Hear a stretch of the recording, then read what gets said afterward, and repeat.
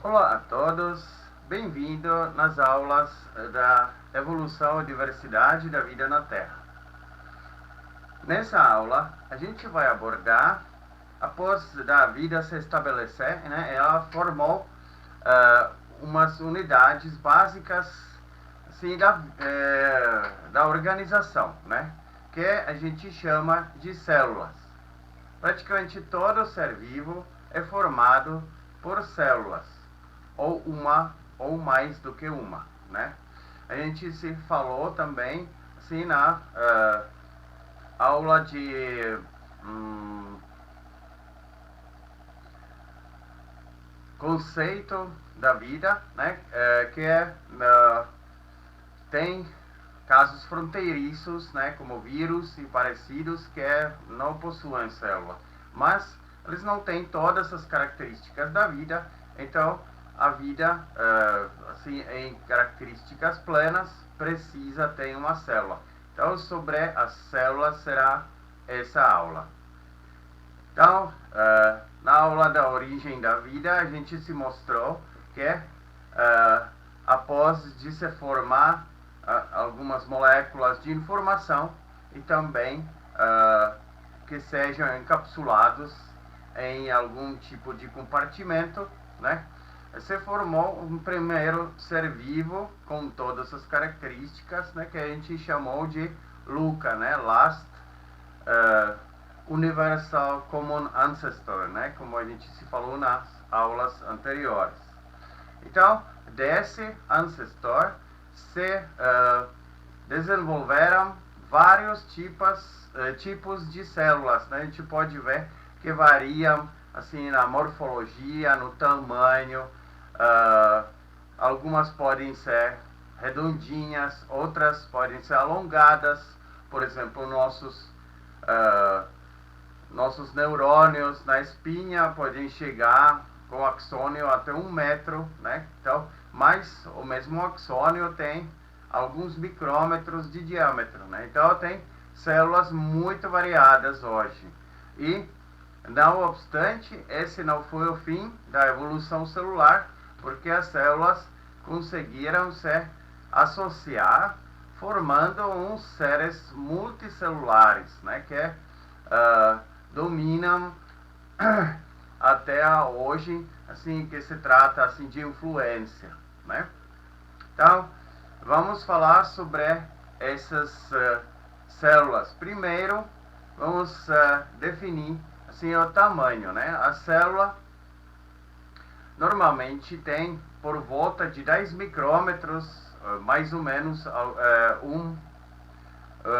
uma ordem de grandeza, né? Que células bacterianas são menores, que podem chegar ao tamanho, sim, de algum 1 micrômetro. Células eucarióticas já são maiores. Aí existem exceções, né? Que por exemplo, óvulos são células gigantescas que podem chegar, em alguns casos, até 1 milímetro, né? Como óvulo humano. Então, os tamanhos são variados, mas são na uma certa faixa. Esse tem uma razão, né? A gente poderia perguntar, por que as células são tão pequenas? Por que não podem crescer mais? Então, a gente pode ver aqui num exemplo assim, de biofísica, que é, na verdade, a proporção da superfície por volume diminua com o crescimento assim de célula, com o tamanho da célula, né? Sim, esse é por causa que se a gente calcula o volume e superfície de alguns corpos geométricos, como aqui no exemplo um cubo, né? Então tem aqui três cubos, uma de aresta 1 milímetro, outro de 2 e terceiro de 4, né? A gente pode ver, se calculamos a superfície de cada um e volume de cada um, então a gente vê que o volume, na verdade, cresce com terceira potência, né? Enquanto a superfície com segunda. Aí se leva a proporção superfície por volume, que muda, né? A gente pode ver que é o cubo, sim, de 1 milímetro tem proporção superfície e volume 6 por 1, né? Ou seja, 6. Enquanto cubo que tem aresta 2 vezes maior já tem proporção só 3 por 1, né? Por um volume. E cubo com aresta 4 vezes maior do que o primeiro já tem só 1,5 vezes, ou seja, a proporção superfície e volume é 1,5, né? Que diminua com o tamanho do corpo geométrico crescente, né? A célula é, na verdade, também um corpo geométrico, né? Não é exatamente uma esfera, mas é parecido com uma esfera, um elipsoide ou alguma coisa, né? Eu aqui acrescentei a figura, assim, à direita, a gente pode ver que se a gente pega a proporção, assim, de uma célula, né, que seja no meio daquele região, daquele intervalo dos tamanhos, né, assim, uma célula de 10 micrômetros.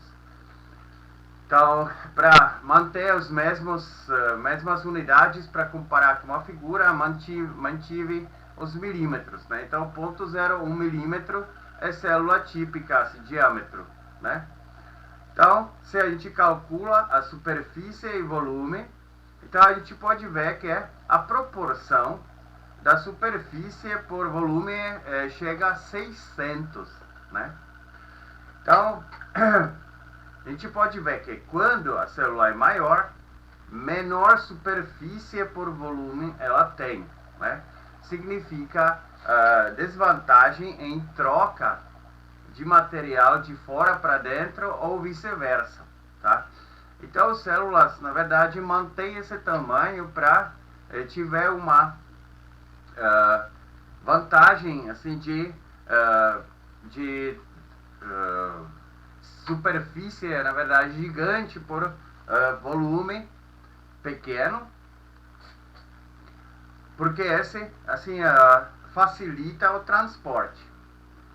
Outra coisa é ainda que o volume pequeno permite que as moléculas dentro da célula podem chegar ao lugar do destino relativamente rápido, né?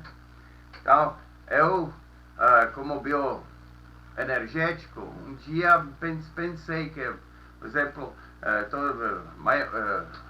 vasta parte dos processos no metabolismo precisa ATP para energizar aquela reação que acontece, especialmente aquelas de anabolismo, né? Então, o ATP tem que ser disponível, mas ele pode chegar lá só por difusão.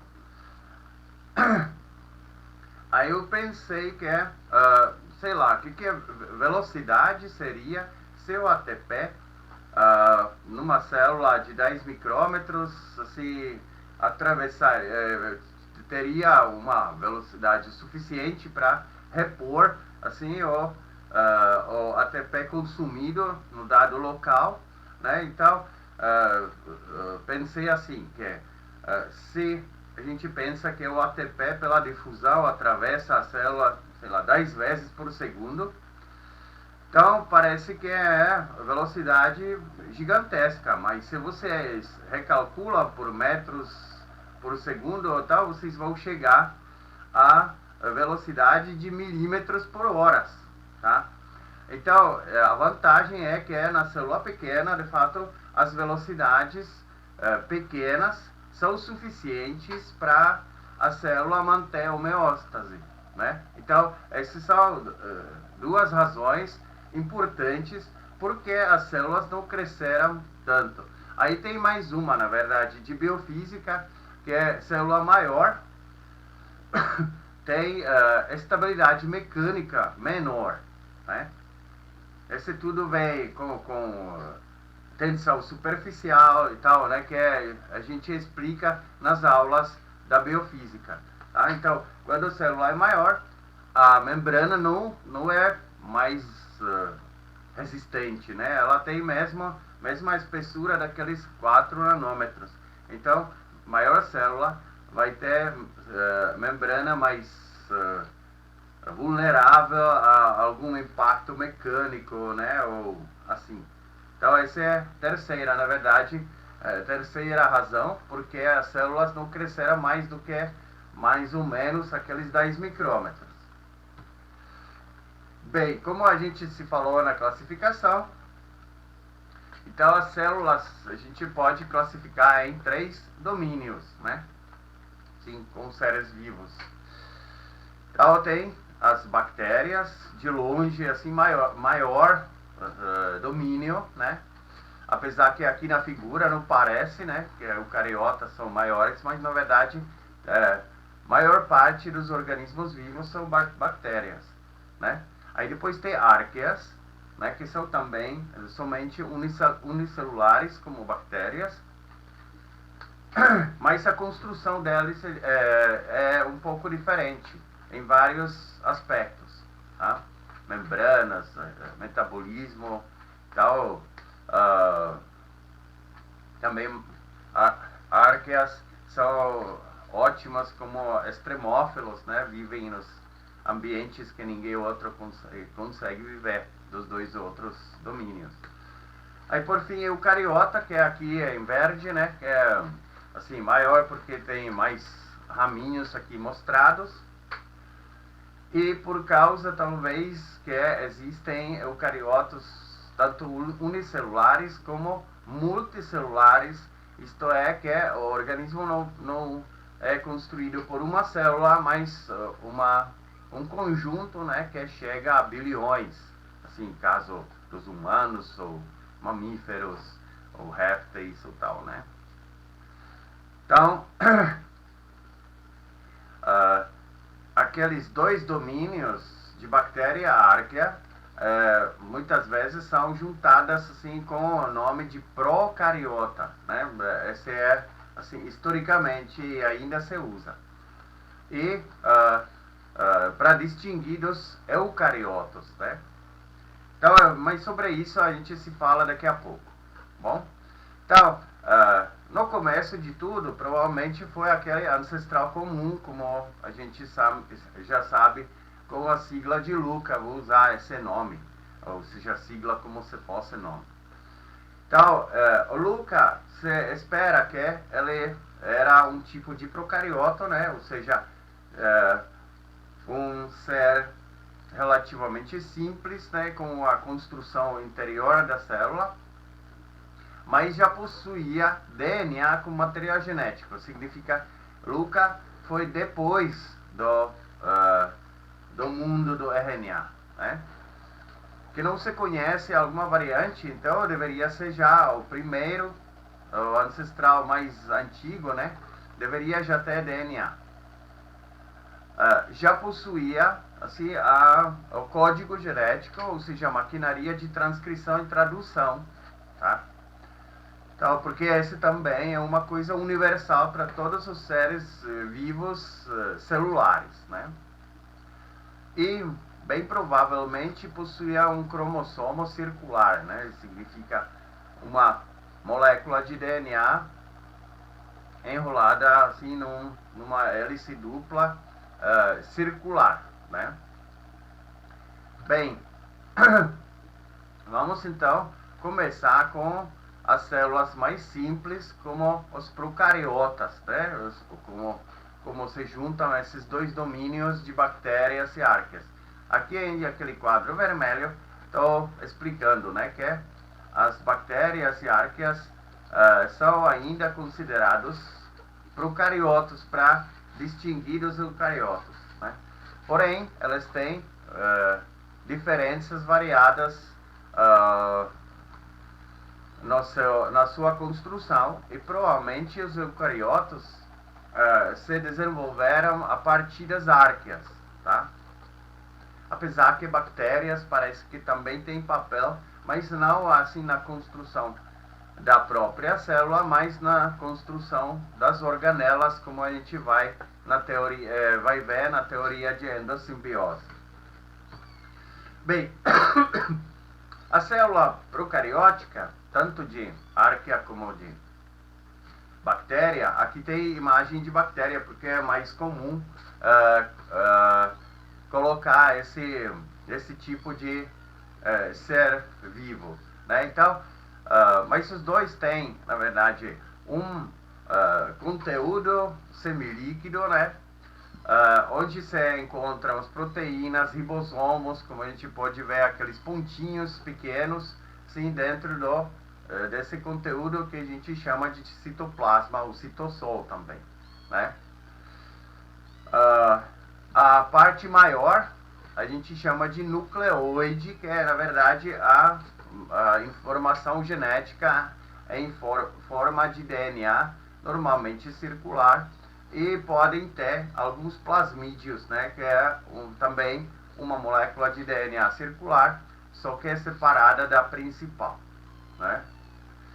Esse conteúdo, esse citoplasma, é delimitada por membrana plasmática, né, que na verdade todos os organismos têm, só que esses procariotas têm, além disso, ainda a parede celular, né, que nas bactérias difere na composição das árqueas, né? A gente sabe que são polissacarídeos ligados com peptídeos, mas a construção é bem diferente. E a árquea ainda tem uma camada de proteína semicristalina em volta, né? Porque ela não tem, na verdade, parede celular clássica. Só um segundinho. Eita, eu tenho aqui gatinhos, um caiu da caixa. Tá, vamos voltar. Então, e bactérias, além disso, tem ainda esse tipo de cápsula, né, que são polissacarídeos, que formam um tal chamado microclima em volta da célula, para manter assim, as condições em volta da célula mais estáveis. Bem, a gente pode ver que nosso citossol não tem, de fato, alguns compartimentos, tá? É um compartimento só, tá? E a célula se chama procariótica porque não tem ainda o cárion, né, que significa o núcleo.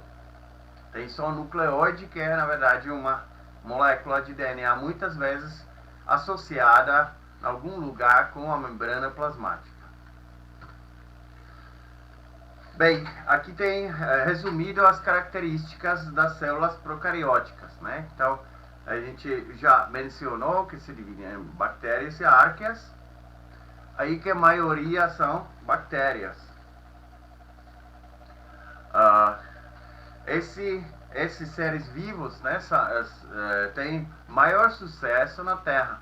Sim, em número de indivíduos, ela supera muito os eucariotos, aí nem pensar sobre os seres multicelulares, né, que formam uma fatia bem fininha assim, na árvore da vida. Eles viveram sozinhos por volta de 2 bilhões de anos, né? Se a gente considera que a primeira vida comprovada foi achada assim, mais ou menos 3,6 bilhões de anos atrás, né? Com essa idade. Então, as células eucarióticas se desenvolveram muito mais tarde, né? O último 1 bilhão de anos, ou talvez até menos. Então, 2 bilhões de anos ou mais viveram só os procariotas, né? Então eles têm papéis cruciais na biosfera, né? A gente pensa que bactérias fazem mal a gente, mas sem bactérias e árqueas a gente não conseguiria viver, porque bactérias e árqueas transformam o solo, fazem comida assim para muitos outros seres vivos e tal. Então, eles fazem um ambiente, eles também, por exemplo, conseguem fixar nitrogênio da atmosfera, né? Aqueles rizobactérias e tal, né? Então, eles são super importantes para, assim, nossa biosfera. Conhece-se por volta de 4.000 espécies. Só que você pensa que o número pode ser 100 a 1.000 vezes mais, ou seja, 100 a 1.000 vezes maior do que é conhecido. Tá? Eles vivem por toda parte. Né? Aqui eu coloquei que vivem no solo, na água, em outros seres vivos. Né? Então, essa é uma divisão meio sim, básica, né? Porque, por exemplo, o solo, no vento, ela levanta poeira, aí na poeira vivem também bactérias e arqueias, né? Então, esse também, então dá para falar que vive até no ar, apesar que não somente no ar, né? Precisam alguma superfície. Na água tem muitas bactérias, muitas arqueias, né? E em outros seres vivos, assim, vive um monte de bactérias. Nem todas são parasitas, tá? Se a gente conta as células do nosso corpo, assim, que são codificadas, assim, que tem código genético, assim, nosso, e as células que não tem, né, que são bactérias e às vezes arqueias, nem todo mundo tem. Então a gente vai achar que o número dos procariotas que vivem no nosso corpo é maior do que aqueles 2 ou quanto bilhões de células que o normal, o ser humano normal tem, né? Então, no nosso corpo vivem mais bactérias do que a gente tem células. As células podem, assim, estabelecer relações, assim, ou neutral, né, que é simplesmente deixa viver no mesmo ambiente. Aí não tem nada a ver, tá? Então a gente chama de comensalismo, né?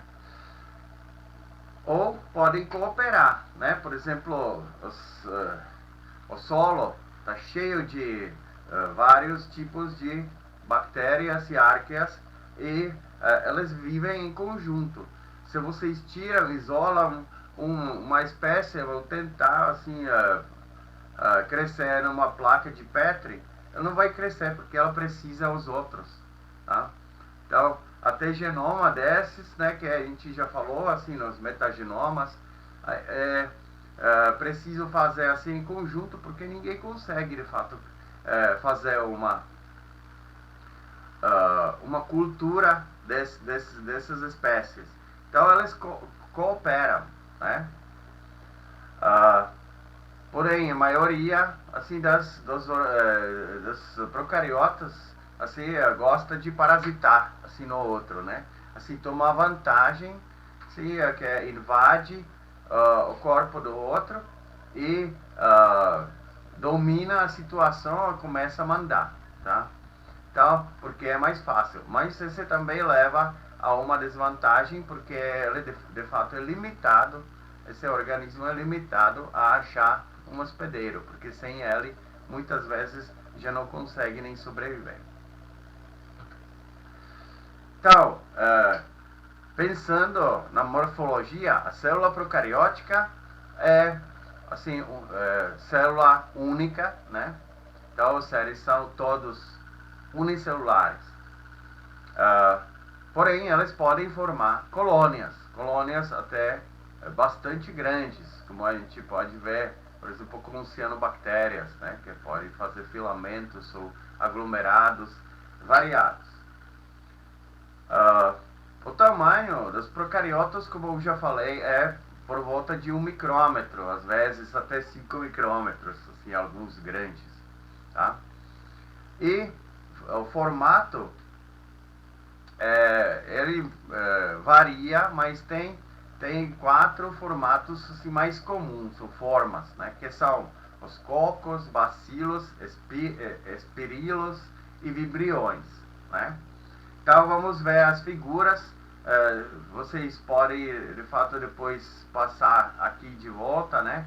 Assim, para ler alguma informação que eu vou falar agora. Então, os cocos são assim, é formato arredondado, né? São aqueles balinhas. São aqueles streptococos, stafilococos e tal. Todo mundo tem essa forma, né? A maioria das bactérias que fazem resfriado é assim, né?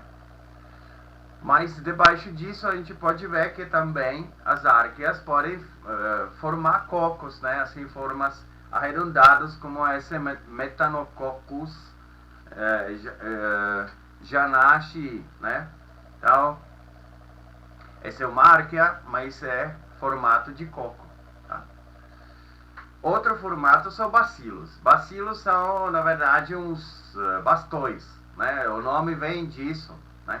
Então, é uma forma normalmente alongada. Nas árqueas, a gente pode ver que é muito mais alongada do que nas bactérias, que são aqui representadas com bactéria mais conhecida, assim, na biologia molecular, ou praticamente mais estudada, né, com essa Escherichia coli, como deveria ser lido assim em latim, né? Então são formas assim alongadas, elipsoides, né, ou sei lá, ovais, né? Além disso, tem mais dois. Ali eu não achei figura assim das árqueas, então tem só bactérias. Os espirilos, né, estão representados assim pela leptospira, né, que faz aquela doença de leptospirose. Então a gente pode ver que ela tem formato como uma espiral, né, alongado. Por fim, os vibriões, eles parecem como uma vírgula, né? É como se fosse, se você pega um bacilo, estica e dobra um pouco, né? Então, eles formam esses vírgulas, né? Assim, e são mais longos normalmente do que os bacilos. Aqui são representados por Vibrio cholerae, né, que é de fato a bactéria que causa a doença que a gente conhece como cólera.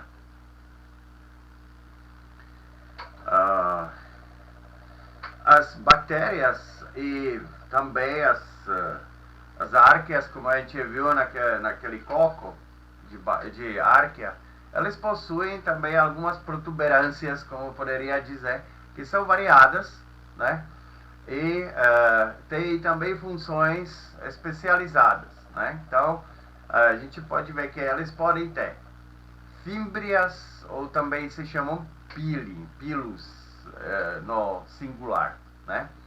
Então esses são normalmente aquelas, eu não sei se vocês conseguem ver aqui meu cursor, são aqueles filamentos bem fininhos, e a função delas não é movimento, mas adesão ao substrato, tá? Então aquelas bactérias que vivem nas poeiras no ar são aderidas por esses pili, né? Então esse também pode ser assim, existe um especial, né, que é pilo sexual, que normalmente as bactérias e árqueas se dividem, né? Então elas fazem de fato os seus clones, mas de vez em quando duas bactérias se unem por esse pilo sexual e trocam alguma parte assim do seu material genético. Então não é que não tem reprodução também sexuada, né? Tá, além desses pili, podem ter flagelos. Flagelos são, como a gente pode ver em cima de mim, sim, filamentos bem mais grossos e bem mais longos, né? Pode ser único, pode ter 2 de cada lado, ou pode ter muitos, ou pode ter, assim, pode ser como bipolar, que é como lá em cima, que tem flagelos, né, que tem assim de um lado e de outro assim variados. Aí esse sim é para locomoção daquela célula, daquele ser vivo unicelular. Tá? Então, essa é uma coisa interessante, porque esse é o movimento desse flagelo é feito assim no princípio de motor, tá? Como a gente pode ver à minha esquerda, que existe um estator que tem várias partes, uma é na membrana plasmática, outra assim na parede celular, e nas gram-negativas ainda tem uma parte que é naquela membrana externa, tá? Aí disso, de fato, surge um gancho, né, que de fato muda a direção desse flagelo 90 graus, aí depois vem o próprio flagelo. Eu não resisti, eu coloquei aqui uma estrutura que foi de fato modelada a partir das proteínas que formam esse flagelo, né? Então a gente pode ver que tem a gente pode ver que é rotor, é feito por umas assim subunidades múltiplas de algum tipo, né? E depois tem outro anel com proteína do outro tipo, assim por diante, né? E o estator está em volta, que é ancorado na membrana plasmática. Então, e naquela membrana externa, aquela parte que está aqui em inglês bushing, né? Esse é na verdade um rolamento, né? Que ele não rola, mas ele faz com que pode rolar aquele filamento que está aqui dentro. O interessante é quando se constrói isso, então a bactéria constrói umas proteínas que fazem esse flagelo, e antes de passar, cada um de fato tem que passar por dentro, aí para fora, aí ela se liga no final. Aí para isso tem que ser desenovelado, ou seja, desdobrado, fica linear, porque essa dimensão, esse canalzinho é tão pequeno que a proteína não poderia ser dobrada. Então passa, aí depois no final se dobra e se liga assim com as outras proteínas que já estão ligadas. Então todas as proteínas que fazem o flagelo têm que passar por tunelzinho no centro. Tá? Bem, esse foi assim um pouco sobre as células procarióticas, né? Mas para nós ainda sobra uma coisa interessante, assim, como que células assim procarióticas, né, que estavam aqui desde o começo assim de vida se originar e começar a explorar a Terra. Então, como que elas ou seja, como que elas são relacionados com a origem dos eucariotos, né? Sim, da onde assim os eucariotos pegaram material para se construir, seja, né? Tinha só procariotos, né? Mas tem em especial três, na verdade. Eu tenho figuras sobre dois, mas aqui eu posso falar que hoje em dia já se sabe que provavelmente célula eucariótica vem da árquea, não da bactéria, mas da árquea. O corpo assim da célula eucariótica tem semelhanças muito maiores com árqueas do que com bactérias. Porém, as bactérias também tinham uma contribuição na formação de eucarioto, em duas possibilidades, né? Então, uma das possibilidades é que cianobactérias são uma das bactérias que conseguem fazer fotossíntese completa, né? Aí provavelmente eram aqueles estromatólitos que oxigenaram a atmosfera e os oceanos e mudaram muito, de fato, o ambiente na Terra. Então elas conseguem fazer fotossíntese, aí elas fazem assim, a gente pode ver aqui em cima de mim é um cloroplasto, embaixo uma cianobactéria. A gente pode ver semelhanças que tem aqueles tilacoides, né, que são aquelas dobras de membranas onde se encontram os sistemas, os fotossistemas, né, que de fato produzem os equivalentes reduzidos, né, que podem ser a partir da luz, né. Esses equivalentes reduzidos podem ser usados para a síntese, que normalmente começa com síntese de açúcares, né. Então, essas cianobactérias, elas têm também essas invasões, só que essa é uma membrana plasmática, ela não tem compartimentos. Essa membrana plasmática, ela simplesmente é invaginada, faz aquelas lâmelas, mas o lumen dessas invaginações é ligado ao meio externo. Então ainda é a membrana plasmática. Tá? Essas cianobactérias, elas são, assim, como eu falei, fazem fotossíntese, então consomem CO2 e liberam oxigênio, que é quando elas inventaram assim a junção do fotossistema 1 e 2, né, e começaram a produzir oxigênio como um lixo, né. Isso foi uma praga para um monte de outros organismos, aí somente aqueles que desenvolveram um sistema antioxidante para se proteger contra o oxigênio reativo, né. Então sobreviveram, o resto foi extinto. As cianobactérias podem viver ou como célula única, ou podem fazer umas aglomerações bastante variadas, né? Alongadas, quadradas, assim, plaquinhas, tal. Tem muitos variados. Não se importa, é outro gato. Então,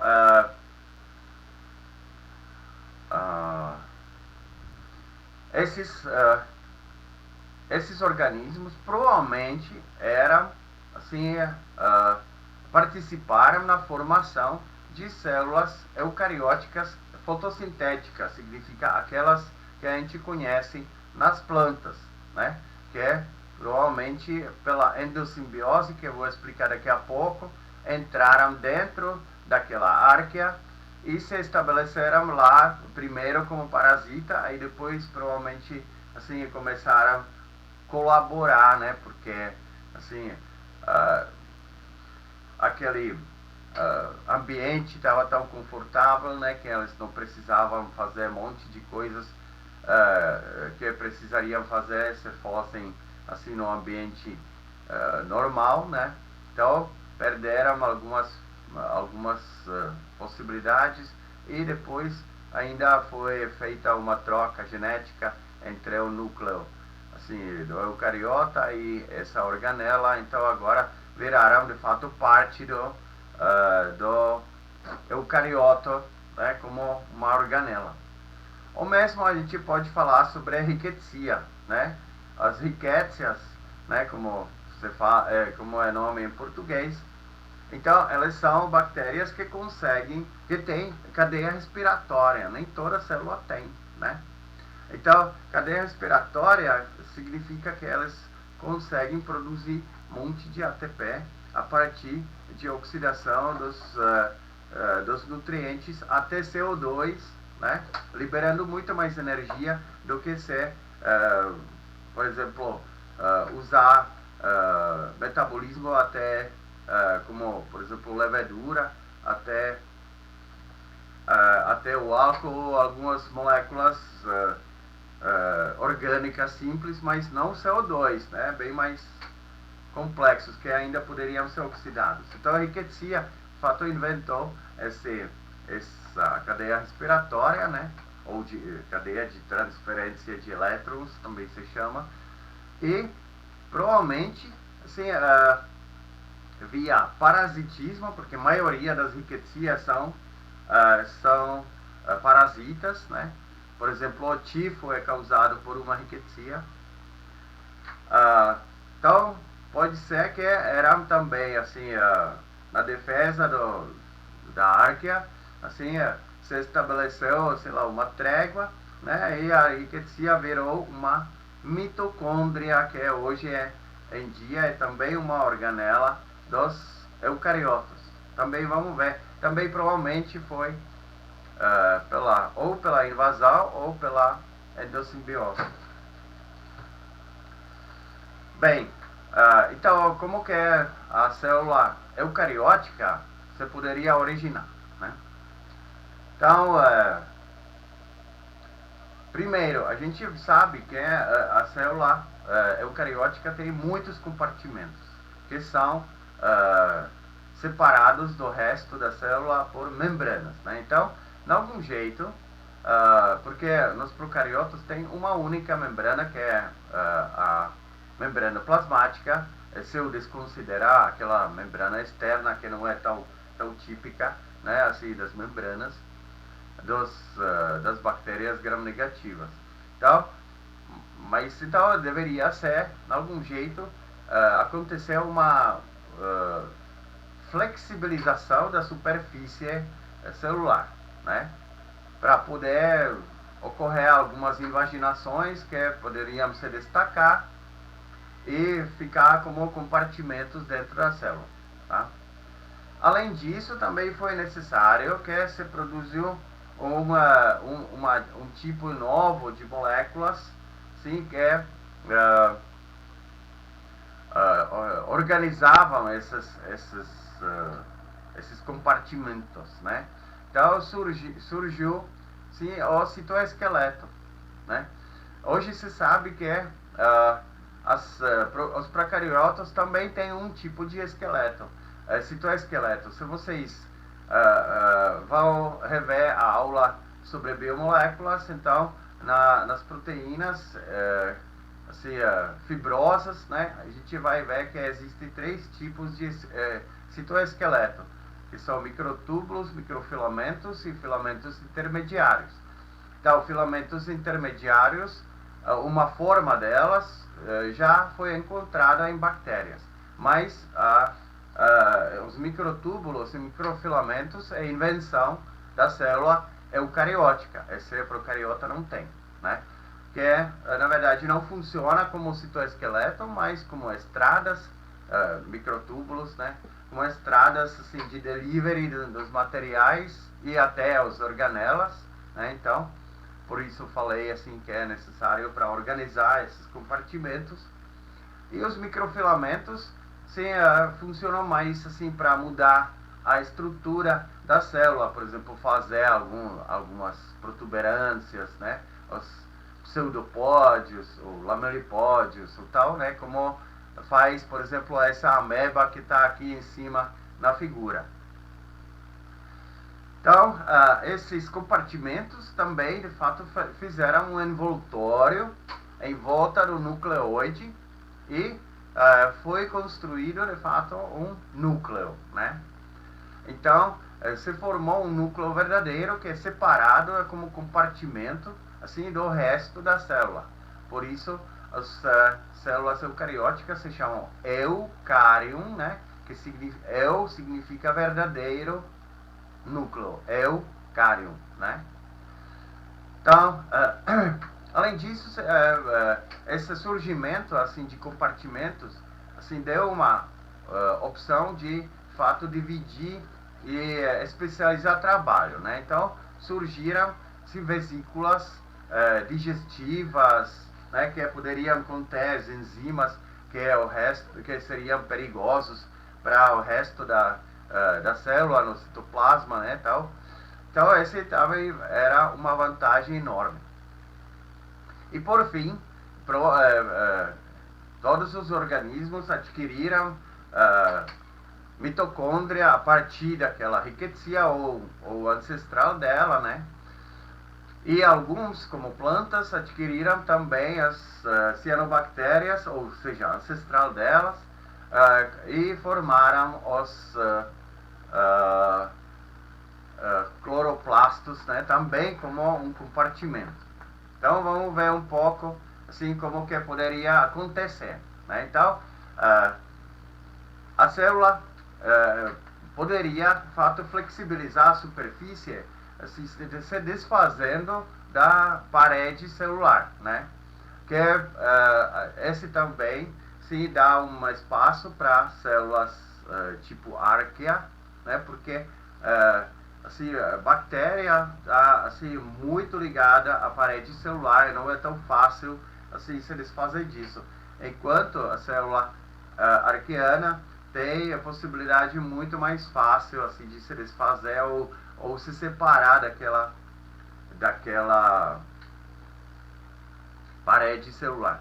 Então, se a membrana pode ser flexibilizada, então ela pode invaginar, tá? Ou fazer protuberâncias para fora, mas o importante para eucariota foi invaginação, né? Então ela poderia fazer umas lâmelas que poderiam chegar assim até o nucleoide, né? Que a gente se falou que até nucleoide assim nas bactérias é muitas vezes ligado à membrana plasmática, né? Então esse também faz parte que o núcleo poderia ser envolto com essas invaginações, né?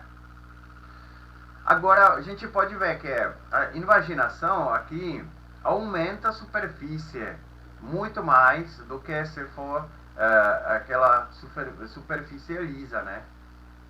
Então aparece assim a possibilidade de troca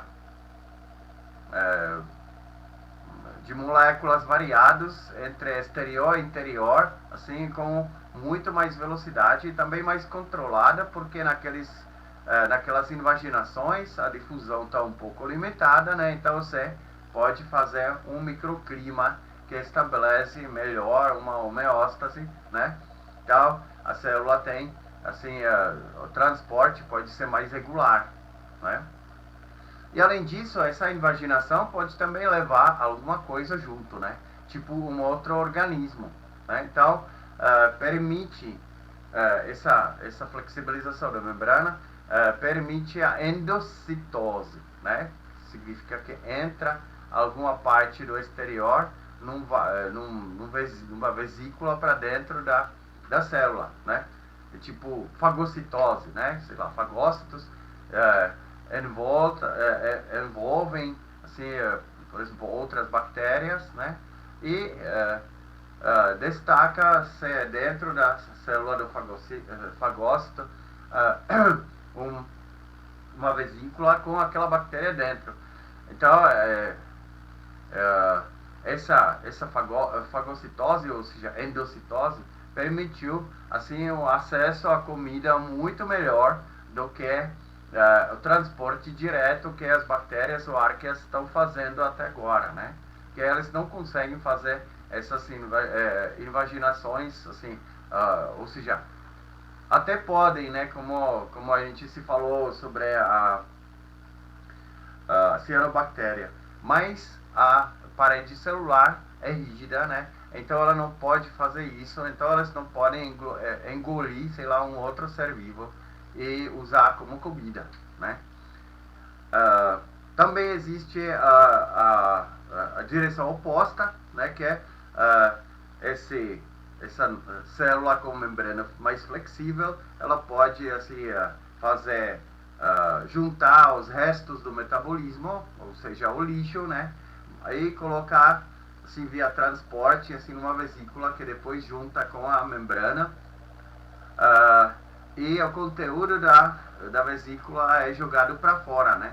É no processo que a gente chama de exocitose, tá? Então, endocitose e exocitose se abriu muitas possibilidades assim de troca de material assim para dentro ou para fora da célula. Bem, eu já falei uma parte disso, né? Então, que é superfície celular flexível, pode de fato englobar o núcleo ou delimitar os organelas, né? Pode fazer lamelas, que hoje em dia também são utilizados assim numas organelas tipo retículo endoplasmático, né? Ou sistema de Golgi e tal, né? E pode fazer aquelas vesículas digestivas, como eu falei. Aqui está assim num esquema, né? E o citoesqueleto ajuda no controle, né? Assim, que a célula pode mudar a forma, que por exemplo, para fazer fagocitose, a célula tem que estender uma parte assim, sentido a presa, né? A célula a ser engolida, e de fato fazer envoltório, né? Assim, em volta daquela célula para conseguir colocar para dentro dela. Então, esse precisa, de fato, membrana precisa ser de algum jeito empurrada, né? Então, esse foi que o citoesqueleto novo fez, né? Aqueles filamentos de actina, né? Assim, ou microfilamentos, como se chamam. Outro tipo também conseguiu de fato fazer aquelas estradas. Então as organelas não ficam fixas assim nas membranas, no citoplasma dos eucariotos, mas mitocôndrias ou cloroplastos fazem movimentos, né? Na biologia celular vocês provavelmente vão na parte prática ver tal chamada ciclose, né, que é esse movimento circular dos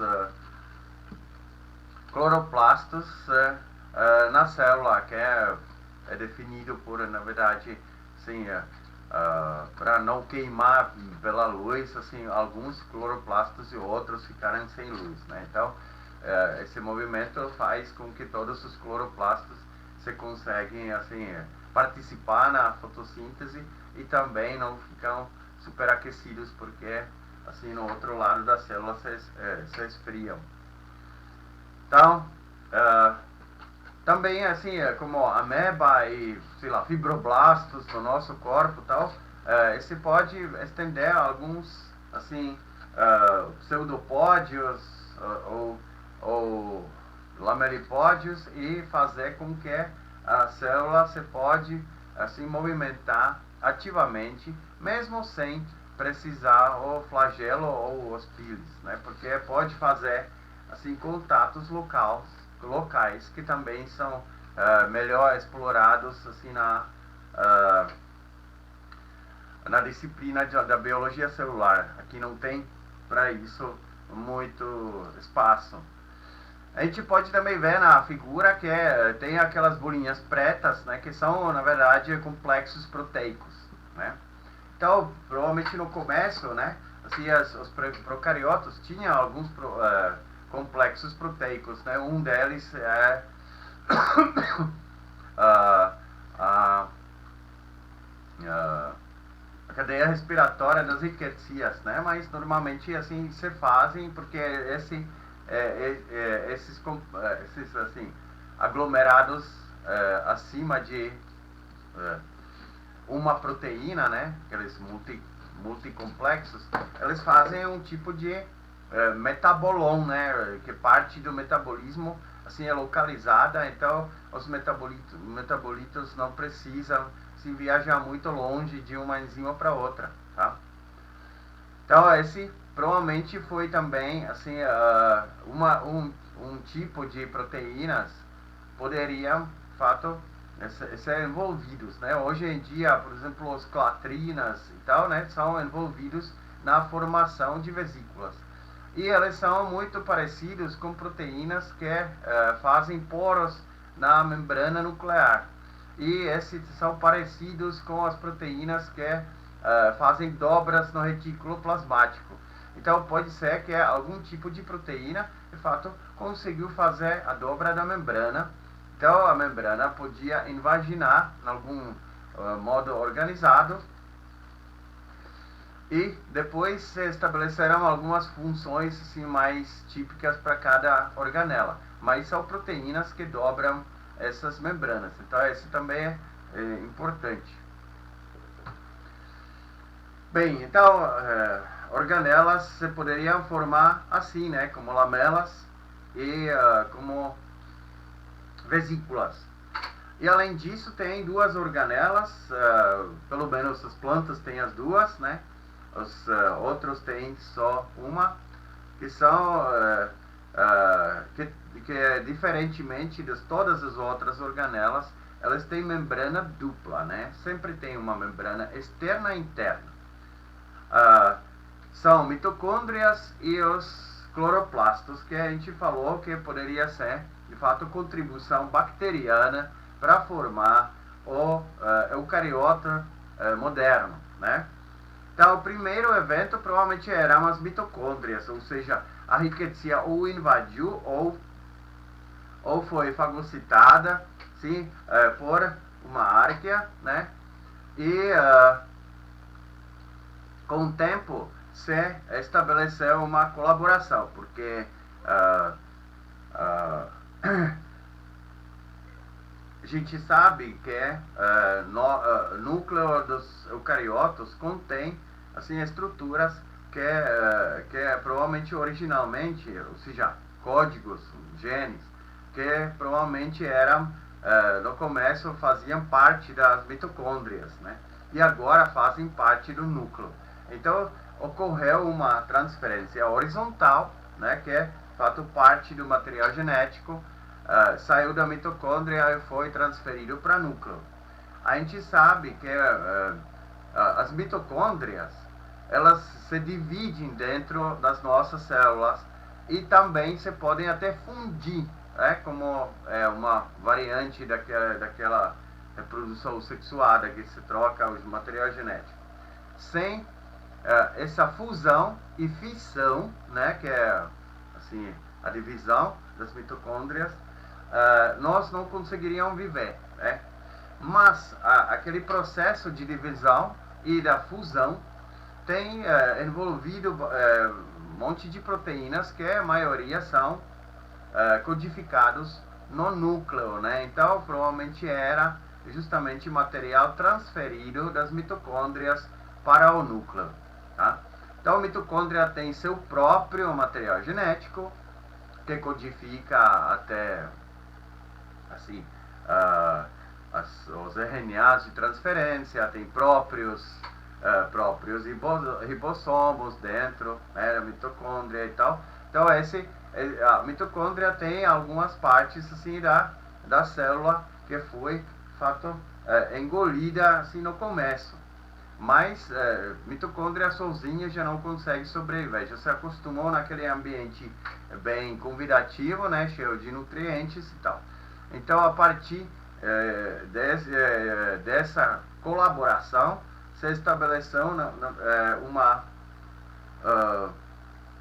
relação entre esses dois organismos, né, que mitocôndria produz para a célula assim, um monte de energia via aquela cadeia respiratória, né, e a célula assim protege aquele ser vivo que agora já mudou, aí é organela, né, então, e dá comida e dá tudo, né, que ela precisa, né? Então elas na verdade assim viraram um organismo só, né?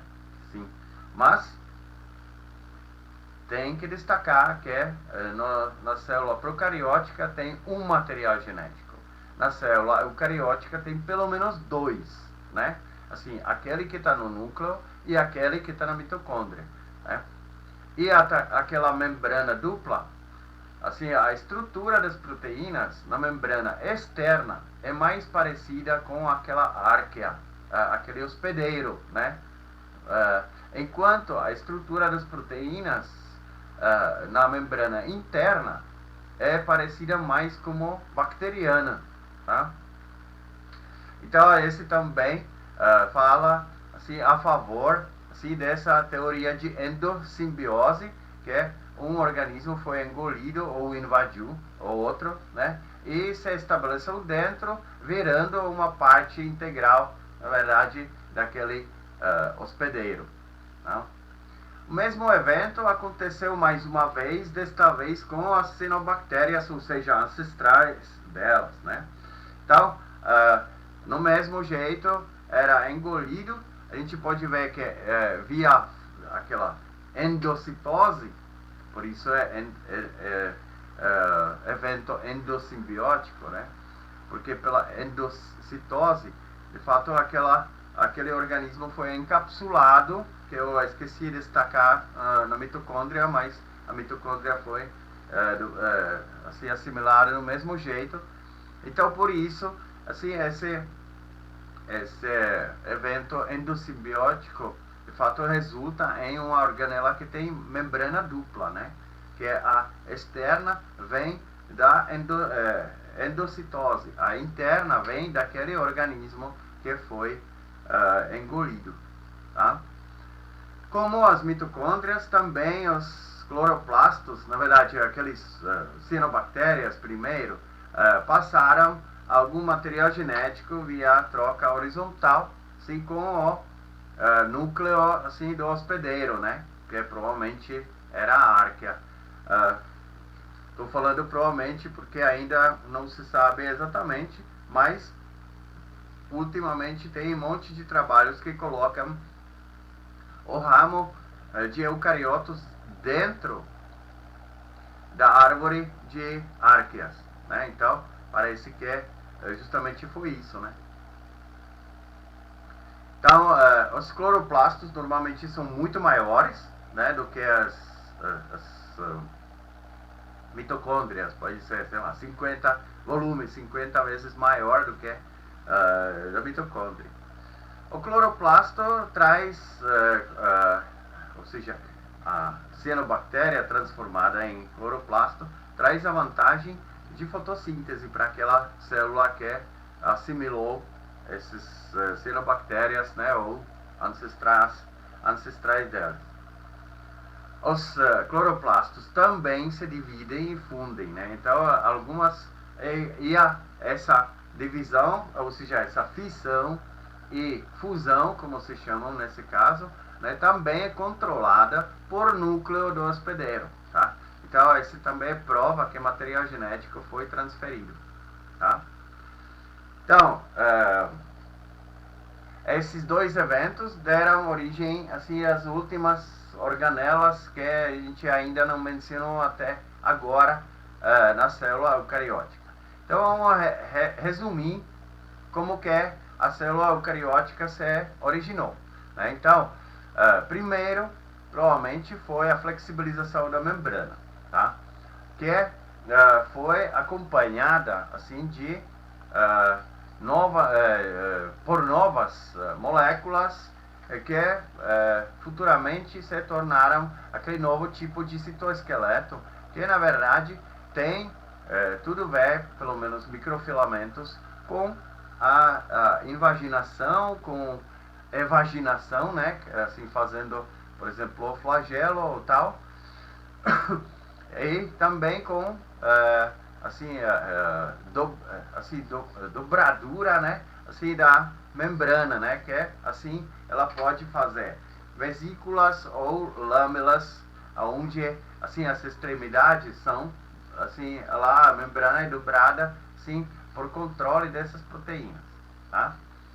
Então, se formaram primeiro algumas vesículas, formou-se núcleo, né? Depois as lâmelas começaram a formar assim microambiente para assim aqueles organelas tipo retículo endoplasmático, né? Parte dos ribossomos foi associada a esse retículo endoplasmático, né, para fazer mais as proteínas que são exportadas ou que vão ficar nas membranas, né? Então, também assim, esse permitiu aquela fagocitose, né, ou exocitose, né, para se livrar do lixo, né, que se estabeleceu. Por fim, tinha aquela endossimbiose. Aqui nessa figura a gente pode ver que na verdade tem três possibilidades, né? Que antes da mitocôndria é uma teoria que não é ainda comprovada, que poderia entrar mais um organismo que hoje em dia é transformado em peroxisomos, porque peroxisomos são umas vesículas meio estranhas. Só que peroxisomo tem um problemaço, ela tem uma membrana só. Aí ninguém sabe porque justamente o peroxisomo se perdeu uma das membranas, tá? Enquanto naqueles dois eventos endossimbióticos de entrada de mitocôndria e cloroplasto, né, ou seja, Rickettsia e a cianobactéria que viraram mitocôndria e cloroplasto, até hoje, depois de tanto tempo, sei lá, 1 bilhão de anos, ou um pouquinho menos, né, ainda fica assim com duas membranas, tá? Na verdade, o evento endossimbiótico já aconteceu várias vezes, que a célula eucariótica com essas organelas foi engolida mais uma vez e mais uma vez, né? Então existem organelas que têm 4 membranas, né? Assim nos casos bem especiais, tá? Mas nunca se perdeu. Então ninguém sabe por que assim, o peroxisomo, como que é, de fato, não porquê, mas se o peroxisomo veio pelo evento de endossimbiose ou via assim, especialização de alguma vesícula formada assim, por invaginação da própria arqueia que formou o corpo do eucarioto.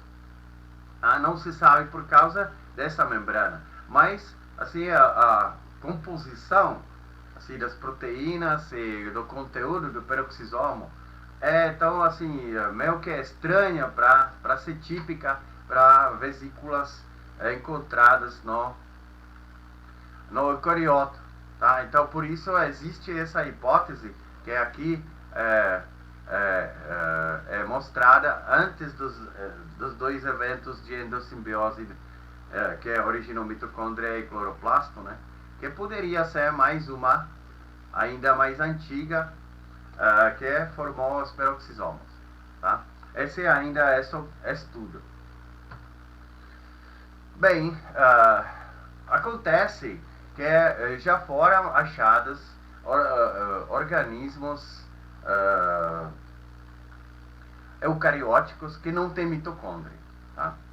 Então, esse foi meio estranho, né? Porque se o evento foi primeiro dos dois, né? Então todos os eucariotos deveriam ter. Mas na verdade, assim, a pesquisa revelou que esses organismos tinham mitocôndria e durante a evolução perderam porque não precisavam a função que a mitocôndria faz. Então, ou perderam por completo ou reduziram a mitocôndria em tipo de mitossomo ou hidrogenossomo, né? Que é assim, só uma parte assim do metabolismo mitocondrial foi mantida para, de fato, gerar, por exemplo, hidrogênio, né? Então existem organismos eucarióticos que geram hidrogênio, né? Via essa redução de mitocôndrias, tá? Então aqui embaixo do meu lado, né, tem essas tricomonas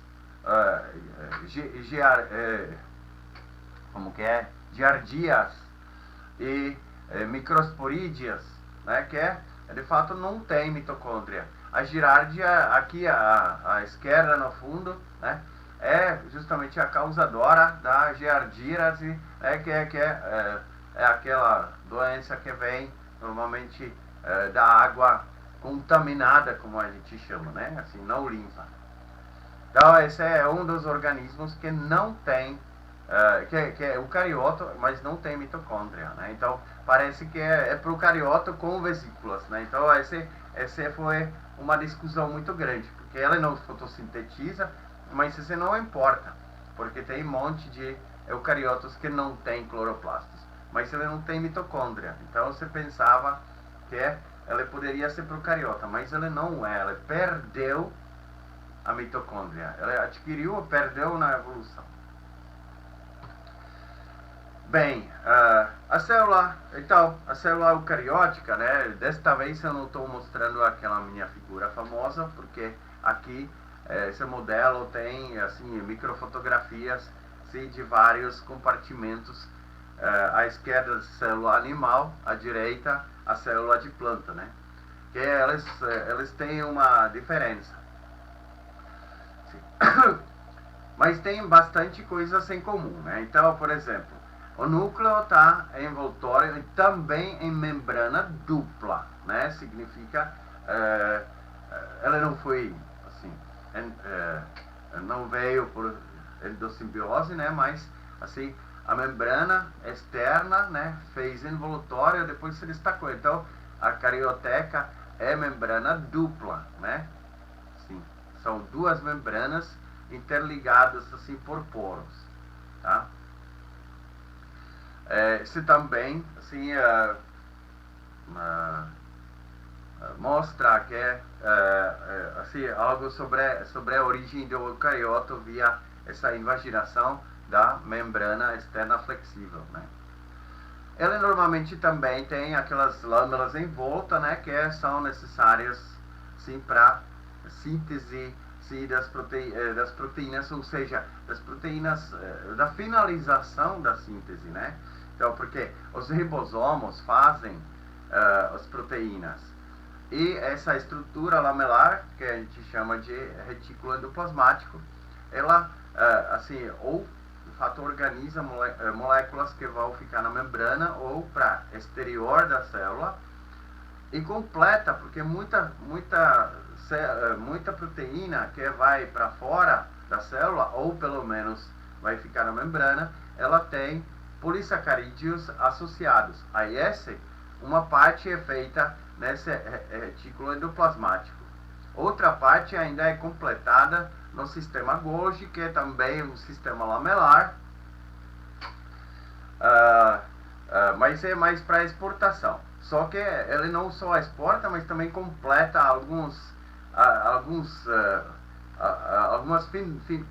finalidades assim das proteínas. A gente sabe que proteína não é só cadeia de aminoácidos, mas para a proteína ficar funcional, muitas vezes tem justamente esses oligossacarídeos, ou tem algum grupo prostético, por exemplo, hemoglobina, né? Então, esse é tudo, de fato, feito nesses sistemas lamelares, tipo retículo endoplasmático e sistema Golgi, né? Então, essas as duas células, tanto de animal e planta, têm em comum, junto com as mitocôndrias, peroxisomos e fagocitosomos e sei lá quantos somos, ou seja, vesículas outras, né? Então, microsomos. Então. Mas a célula de planta tem mais coisas, né? Primeiro a gente pode ver aquela parte branca aqui, essa parte enorme, que é tal chamado vacúolo ácido. Por quê? Porque a célula de planta, ela desenvolveu uma nova parede celular, né? Não tem nada a ver com parede celular procariota, né? Porque é feita daquela celulose, hemicelulose e tal, né? Que são coisas muito diferentes. É por causa que as células precisam, para a planta ficar erguida, então precisam ter uma pressão interna, né? Que no caso de célula animal não é preciso, porque elas estão alojadas assim num ambiente que é protegido assim por pele, né? No final. Então, essas células não, então elas, na verdade, elas têm limitado assim, a fagocitose ou exocitose, né? Então, o que elas não podem jogar fora, elas depositam assim naquele vacúolo ácido. Por isso, ela normalmente pega metade ou mais da célula. Pode ser até 80% do volume da célula é esse depósito que é tanto para metabolitos que são assim momentaneamente não precisam ser usados, ou para lixo, porque a célula não tem como exportar para fora. E além disso, a célula de planta tem os cloroplastos, né, que são aquelas organelas fotossintéticas, né? Então, nisso a célula de planta se difere sim da célula animal. Bem, então falamos sobre procariotas, falamos sobre células eucarióticas, né? Só que a gente sabe que assim, o domínio de eucariota, além de ter maioria, na verdade, organismos unicelulares, também tem organismos multicelulares. Significa que o ser, na verdade, não é uma célula, mas uma série, né, que ainda pode ser assim especializada, né, assim, umas partes pode fazer função diferente das outras. Esse é um evento assim bem recente, né, assim, é menos do que 1 bilhão de anos, assim, então, mas como que foi possível que apareceu, né? Que a vantagem evolutiva, de fato, fez com que aparecem esses organismos assim aglomerados, como eu falaria, né? Então, esse tem vários motivos, assim, a gente vai mencionar dois, né? Assim, as glaciações globais, né? E disponibilidade de oxigênio, né? Tal. Como que foi possível? Então, a gente se mostrou que, por exemplo, cianobactérias que menciono nessa aula podem fazer umas associações assim de células, né? Então vivem assim juntas. Cada uma é por si só. Só que assim, se elas vivem juntas, aí elas estão mais difíceis de ser comidas por outros, ou podem fazer assim um microclima, né, aquele biofilme que eu também vou mostrar assim no final dessa aula, que ajuda o metabolismo a ficar mais estável e assim por diante, né? Então, via colaboração entre essas células meramente aglomeradas, né, poderia surgir umas novas opções, né, que os unicelulares praticamente não podem explorar, né? Aí se foi assim, a colaboração, decisões egoístas assim de parte das células aglomeradas, né? Então virou assim um jeito que a gente poderia de fato simular pela teoria de jogos, né? Como que foi possível, né? E surgiu uma nova unidade assim de ser vivo, né? Os organismos multicelulares, né? Então não foi só gene, que foi naquele tempo assim importante, naquele tempo de mundo de RNA, né, ou tal. Depois se formaram células que prevaleceram, né? E por fim apareceu uma nova entidade, né? Organismo multicelular. Então vamos explorar um pouco. Por que demorou tanto assim, a ser feito esse organismo, ou surgir esse organismo multicelular? Então existem duas possibilidades: a evolução da complexidade unicelular, né, e terra bola de gelo. Aquele oxigênio está ligado aos dois, na verdade, tá? Então vamos explorar um pouco, tá? Então a complexidade unicelular, né? Assim, a célula que é eucariótica, então ela tem compartimentos. Esse tem muita vantagem, né? Porque assim podem separar processos metabólicos, tipo via anabólica, que fica num compartimento, via catabólica, que é parecida, mas fica no outro. Normalmente, assim, pela via catabólica, você ganha menos energia, né, do que é necessária colocar para reverter o sentido assim na via anabólica. Esse tem tudo a ver com a energia livre do Gibbs, né, que vocês já deveria, ou já deveriam, ou podem ver depois assim na aula de bioquímica, estrutura, propriedades e sei lá como se chama aquela coisa com um longo nome. Eu no próximo quadrimestre vou dar justamente isso, tá? Então, esses compartimentos conseguem separar essas vias opostas que, se forem juntas, elas poderiam virar um ciclo fútil de gastar energia, porque para construir é preciso mais do que se ganha pela destruição do mesmo, né? Via, assim, mantendo a energia de Gibbs negativa, significa os processos termodinâmicos assim favoráveis, né, a percorrer naquele sentido que a célula precisa, tá? Então, mas para separar isso, né, aí tem que ter um transporte. Então, para isso precisa novas moléculas e novos genes para replicação, né? Assim,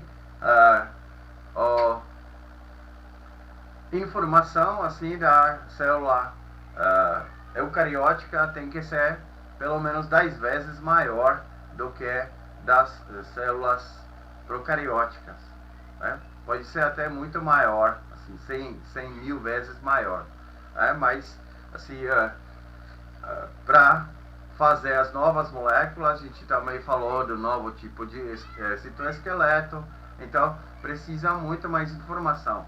Esse tem que ser assim guardado nos genes, né, e organizado muito melhor, né, tipo carioteca que separa seu núcleo do citosol, tal, para não bagunçar. Metabolismo de moléculas, assim, como aconteceu a fagocitose e exocitose, né, novas moléculas entraram como comida, né?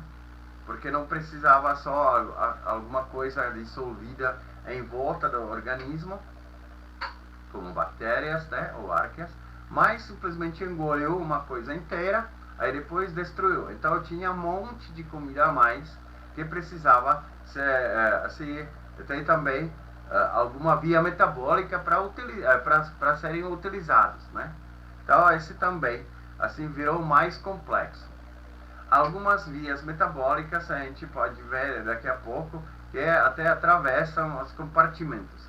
Esse de novo precisa assim algum tipo de novidades, né, que demoram para ocorrer.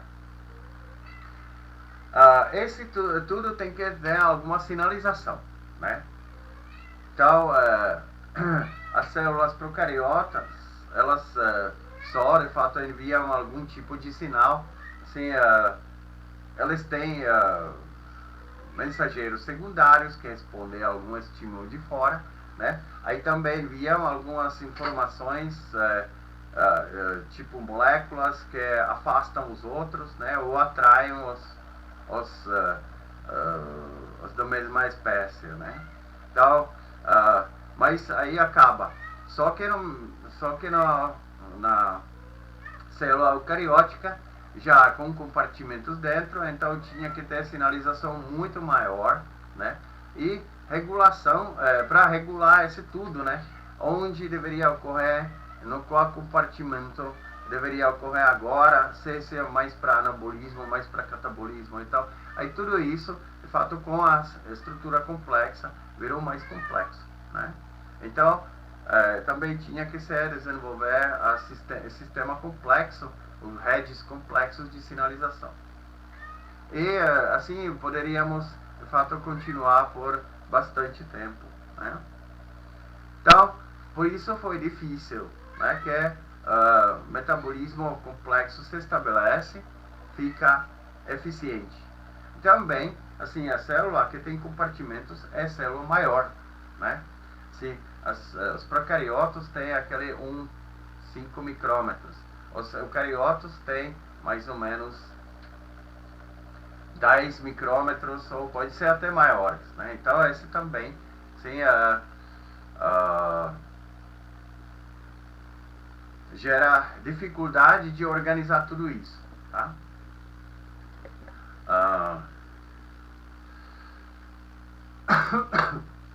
Esse também assim vai dificultar assim procura para vida fora da Terra, né? Como por exemplo eu dou aula de astrobiologia, aí está sendo mencionado lá que existem aqueles índices de semelhança com Terra, né? Que assim para sistema complexo deveria ser pelo menos 80% parecido com Terra, né? Para sistemas unicelulares pode ser, sei lá, uns 70% ou até às vezes um pouquinho menos. Então, por causa disso, que não é tão fácil de desenvolver sistema complexo. Na aula de de mecanismos evolutivos, né, falei também um pouco sobre a complexidade celular, que é, na verdade, assim, o crescimento linear da complexidade celular leva a crescimento praticamente exponencial dos fatores regulatórios, né, assim, que precisa regular tudo isso, né? Assim é mais fácil regular o trabalho de um tribo, né, onde tem 2 caciques, assim, um de paz, um de guerra e um xamã, enquanto, sei lá, a sociedade do Brasil precisa uma justiça complexa, políticos, sei lá, regulação de via polícia e tal, né, que é muito mais complexo, né? Então, suporte para desenvolvimento assim dos sistemas complexos que quase todas as funções básicas têm a mesma receita, né? Assim, genes similares em procariontes e eucariontes, como eu já falei um pouco antes. Então, beleza. Aqui tem a figura que mostra, de fato, assim, uma parte de metabolismo que na verdade passa, assim, a parte passa no citosol, né? E parte passa dentro daquele quadrado que é a mitocôndria aqui esquematizada, né? Que é aqui naquela ampliação à esquerda, de fato, entram moléculas do metabolismo, sim, tipo piruvato e tal, né? Aí entram para dentro da mitocôndria, onde são utilizados assim, pelo ciclo de Krebs, ou ciclo de ácidos tricarboxílicos, para gerar moléculas que via cadeia respiratória vão produzir muito mais ATP do que a fermentação que aconteceria sem mitocôndria, né? Então, para ilustração, né, assim, do metabolismo, assim, da bioquímica, se uma molécula de glicose gera 4 ATPs, na verdade 2 ATPs, assim, por molécula de glicose, né, via fermentação. Enquanto você pode entrar na mitocôndria, é processada até CO2, né, então rende até 108 ATPs. Então é muito mais, tá? Muito mais. Não, 108 é o ácido graxo. Açúcar é 38, tá? Então muito mais do que 2, né? 16 vezes mais. Não, isso varia. Agora não vou contar. Simplesmente mais do que 10 vezes, tá? Então, esse tem que ser regulado de algum jeito, né? Então, esse demonstra um pouco como, de fato, a comunicação entre compartimentos, de fato, exigiu muito mais da célula para controlar a situação. Tá? Então, outro fator são aqueles terras, bolas de gelo, ou seja, glaciações globais, né? Então, a gente sabe que a Terra passou várias vezes, assim, os autores falam assim de 2 períodos até, sei lá, 8 períodos de glaciações. Os dois mais importantes, né, ocorreram, como é aqui na figura, um antes de 2 bilhões de anos de idade e o outro que foi um evento duplo, onde tinha duas glaciações, uma em seguida da outra, só alguns, na verdade é assim, elas estavam perto porque a glaciação durou mais ou menos 50 milhões de anos, 50 a 80, né? E o período entre elas também, né? Então por isso elas parecem que estão tão perto uma da outra. O que é interessante é que a gente pode ver nessa linha vermelha que depois do período glacial global, né, se elevou o nível de oxigênio. Tá? Então, aí naquele tandem de dois últimos, né, se elevou bastante, né? O primeiro foi de alguns frações de porcento para, sei lá, uns 2 a 5, né? Lá a incerteza é grande. Aí depois dessas últimas duas, assim, logo em seguida uma da outra, aí praticamente se estabeleceu aqueles 20%, né? Com as seções de carbonífero e tal, né? Assim, variava, né? Mas por volta de, assim, entre 18 e 35 se estabeleceu, né? Então, deveria ser, de algum jeito, ligado, assim, o que isso fez com organismos, tá? Então, a terra de bola de neve, de gelo, né? Ela normalmente acontece sim por algum acontecimento assim variado, pode ser por causa dos organismos que produzem, por exemplo, fotossintéticos, que produzem tanto oxigênio e consomem tanto CO2, né? Que na verdade a Terra esfria até um ponto que não tem retorno, aí começa a congelar por causa que a albedo assim, das capas polares, né, reflete muita luz, então não tem como segurar de fato o ciclo carbono-silicato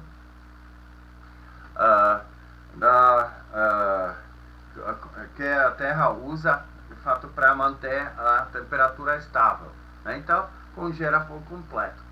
Depois de algum período, de fato, essa situação fica assim instável, né? Porque assim, a tectônica de placas, o vulcanismo não parou, né? Está muito diminuído, mas a pressão no final vence. Pode ser também assim do ponto de vista biológico, porque a gente sabe que até as cianobactérias podem viver lá na Antártida fazendo umas placas meio amarronzadas. Então, se eles se adaptaram bem assim, a essa situação, começaram a crescer. Então, o albedo diminuiu, né, aquela refletividade da Terra, que então se absorveu mais calor e até depois se virou uma reação em cadeia até, na verdade, todo o gelo descongelar, né? E depois se estabeleceu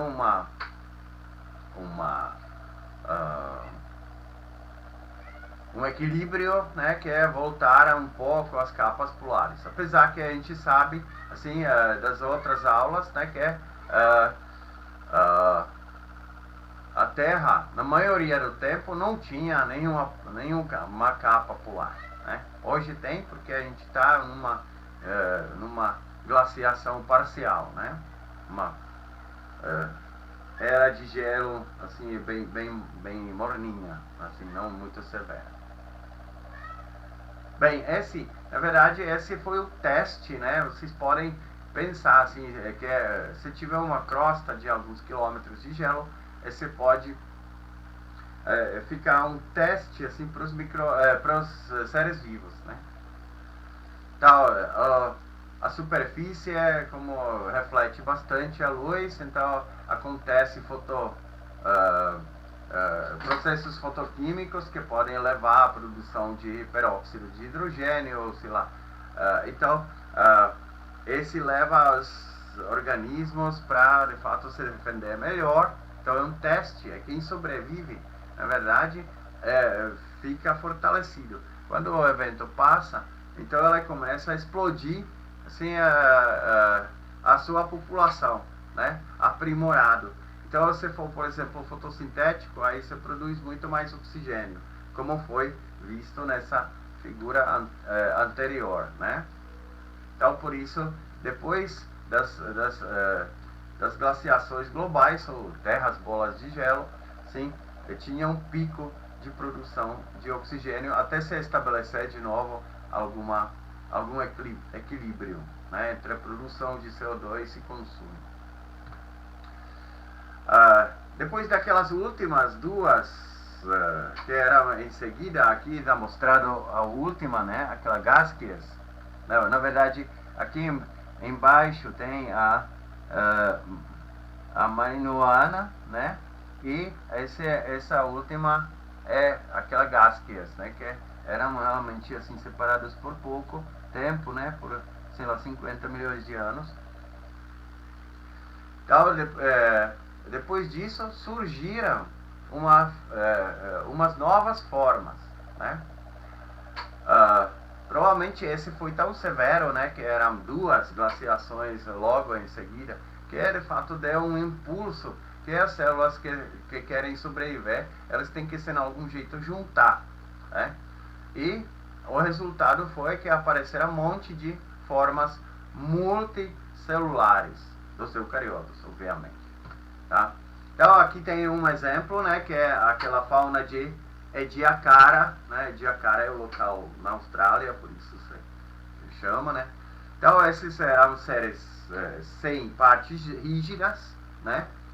E a construção do corpo deles era meio via regras de fractais, né? Assim, que é a parte assim, formada por algumas unidades se assemelhava daquelas unidades. Aí essa parte superior assim se juntou de novo assim com outras partes superiores, formando uma terceiro nível assim, da organização, que também se assemelhava com aqueles inferiores, né? Assim, o tipo de crescimento fractal, né? Só que esse não deu muito certo e tudo isso de fato foi extinto, né? Pois apareceram as formas mais modernas que que desenvolveram assim a especialização de parte dos corpos. Então se formaram tecidos e órgãos. Aquela fauna de Ediacara não tinha nada disso. Então aqui tem alguns exemplos assim dos organismos multicelular. Eu aqui a propósito não coloquei assim muitos assim, vertebrados, né, porque sempre se colocam, eu não gosto assim, que são tão privilegiados, então eu coloquei aqui as formas mais simples, né, como moluscos. Só falta o lula molusco, né, do Bob Esponja. Tem os anelidos, né, que também são bastante simples, mas já são bipolares, né. Tem besouros. Besouro não posso esquecer, porque assim, entre os invertebrados, sim, os besouros são que tem maior número de espécies. Artrópodes, né, como aqui tem escorpião, assim, que fazem as aranhas e tal, né. Então esse também são assim vidas que surgiram bem cedo, né. Tinha artrópodes que tinham 2 metros, né, assim, naqueles mares rasos. E aqui tem algum outro, né, que é esse filo de equinodermata, né, que eu já não conheço tanto, tá? Mas é também ser multicelular. Eu acho que são essas estrelas do mar ou ancestrais. Bem, como se formou esse organismo multicelular, tá? Então, provavelmente, assim, justamente que é, assim, as condições severas daquelas glaciações ou outros eventos, assim, forçaram as células se juntar, né? Porque, por exemplo, se tiver várias células juntas, como eu falei que no metabolismo a energia livre do Gibbs sempre tem que ser negativa, significa que sempre para cada reação percorrer no sentido que o organismo deseja, tem que perder alguma parte de energia que vira calor, né? Então, se tiver as células juntas, então elas poderiam produzir um núcleo que na verdade não seria congelado, né? Tá? Fala-se que nas glaciações globais, em cima da superfície, a temperatura estava por volta de menos 40 ou alguma coisa dessas. Isso não é temperatura muito favorável à vida, mas a gente sabe que algumas bactérias ainda no freezer normal, assim, aquele até menos 20, podem até estragar nossas amostras, assim, dos bioquímicos, dos biólogos moleculares, e precisam aquele freezer de menos 80, né, que finalmente esses organismos param, assim, de derrubar nossas amostras, né? Então, é por causa que elas podem, de fato, vivendo juntos, né, elas poderiam derreter localmente aquela água, aquele gelo, e poderiam sobreviver, né? Então, provavelmente isso. E também, assim, quando o gelo, de fato, se forma, né, ela está empurrando as células, assim, para ficar mais perto, né, porque elas não podem andar, assim, na parte que já é sólida, só naquela líquida, tá? Então, esse empurrou, provavelmente, esses dois eventos, né, assim, assim, provocaram, assim, a associação dos unicelulares para fazer colônias. No começo, provavelmente, colônias, assim, simplesmente só, assim, uma pilha de células, cada uma por si, né? O efeito em comum foi, por exemplo, aquele calor que poderia localmente ajudar, né? Só que esse, na verdade, assim, promoveu algumas mudanças. Elas não poderiam se movimentar onde quiserem, né? Então elas ficaram unidas, né? Se acostumaram com isso e ficaram unidas após a divisão celular. Simplesmente não se separaram, ficaram adesas, né? Aderidas. A gente pode ver isso, eu vou mostrar aqui uma figura com a alga verde, aquele Volvox, né? Como que poderia ser, né? Que parece que é bem daqueles comércios, assim, de séries multicelulares. E outro é que as células se poderiam, de fato, juntar por causa da fome, né? Como hoje em dia a gente ainda pode ver num organismo que se chama de criostélio, tá? Então vamos lá. Então aqui tem aquela alga verde Volvox, né? Então ela faz uma colônia, né? Que são aquelas bolinhas grandes, né? Aqui em cima de mim a bolinha grande é colônia de Volvox. O que tem essa de vantagem? Elas fazem um tipo de membrana unicelular, né? Assim, então elas separam o que é dentro do que está lá fora da bolinha, tá? Então elas têm uma vantagem evolutiva, porque lá dentro elas podem guardar alguma coisa que depois não foge, né? Porque está assim limitada por causa da parede unicelular como se fosse membrana, né? Assim, dessa colônia, né? Que é feita agora não de lipídios, mas de camada unicelular das células. Agora, nessa Volvox já tem uma colaboração, elas praticamente fazem a mesma coisa, né? Que é assim, procura material lá fora, colocam para dentro. Mas tem dois tipos já, né? Um é bem comum, que faz isso que eu acabei de falar, e o outro é assim reprodutivo, né? Que não faz muito trabalho assim do dia a dia, né? Mas quando necessário, ela começa a crescer para dentro dessa bolinha, formando uma colônia filha, né? Que é em cima de mim, são aquelas que são verdes mais escuras. E à esquerda também dá para ver que algumas colônias têm poucas filhas dentro e outras têm bastante, né? Esse na biofísica eu até tenho um vídeo assim que vocês podem achar na internet, como de fato é depois essas colônias, quando as colônias filhas já estão assim desenvolvidas suficientemente para ficar sozinhas, então aquela colônia mãe, ela de fato vira ao lado, expelindo todo o conteúdo para fora, né? Ela vira avesso, tá? Então você rompe num lugar, vira avesso por completo, aí todas as colônias filhas saem. Então a gente pode ver que aqui tem duas vantagens. Primeiro, armazém assim de nutrientes para tempos difíceis, né? Seja, sim, simplesmente a colônia já não depende tanto assim no acesso à comida, né?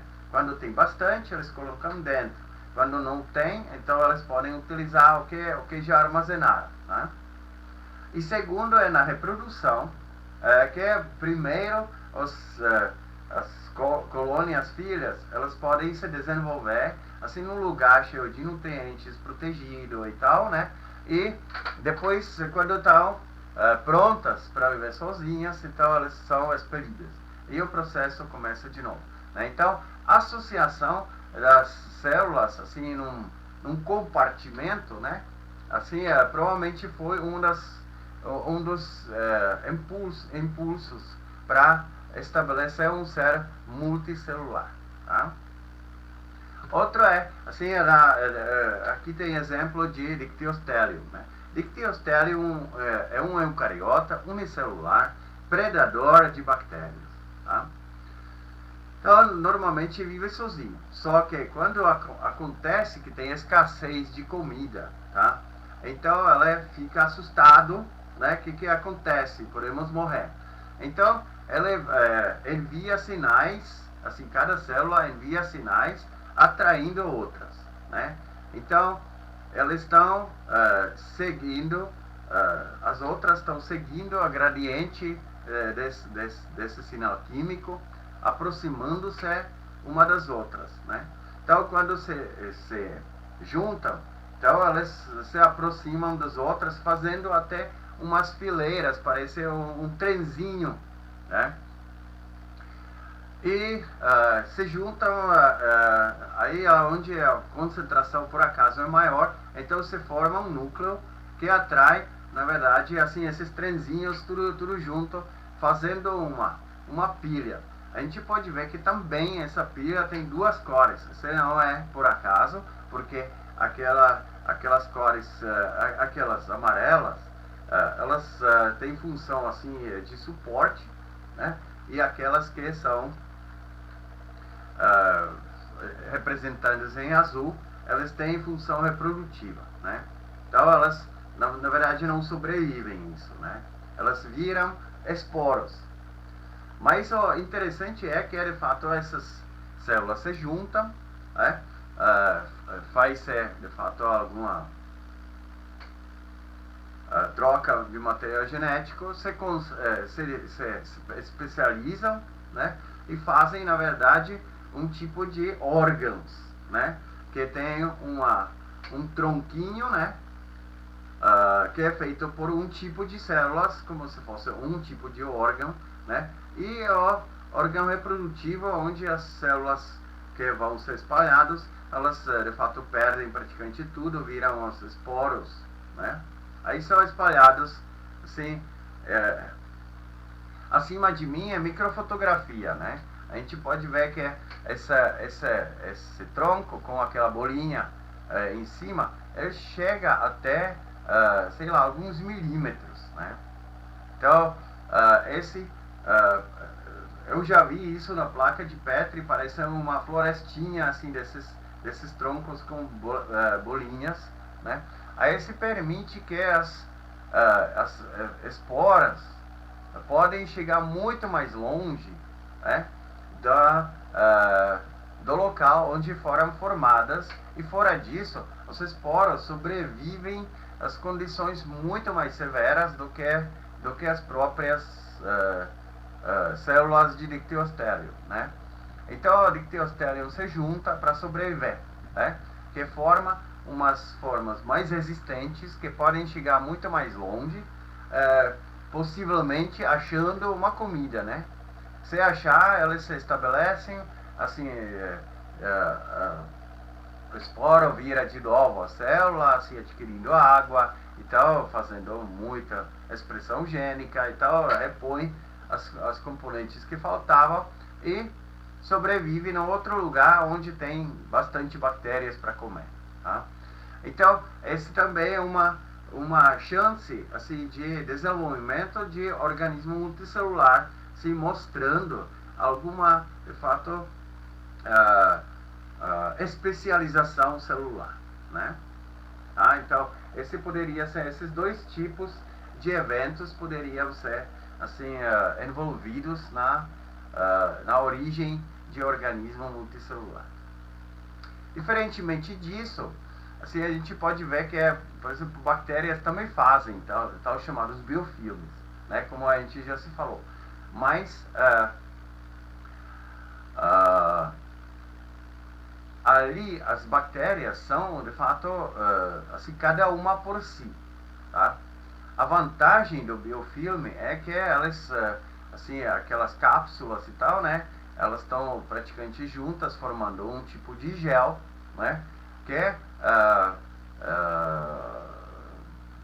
diminua a possível difusão da comida, né, ou se tiver um ambiente severo, então elas ficam protegidas, assim, dentro desse filme, tá?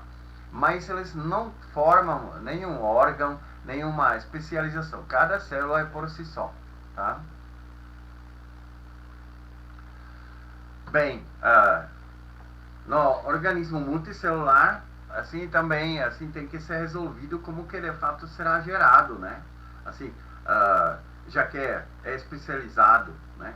Então lá foi desenvolvido um método, assim, que é que se chama segregação assimétrica, né?